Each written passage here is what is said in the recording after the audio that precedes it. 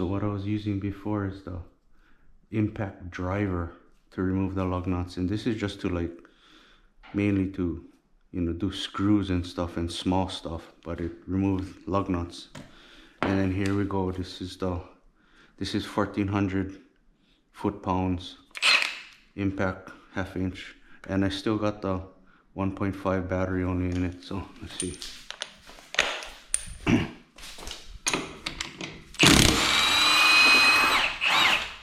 No problem.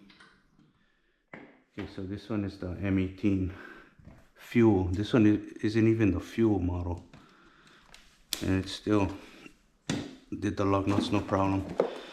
1400 foot-pounds, half-inch drive,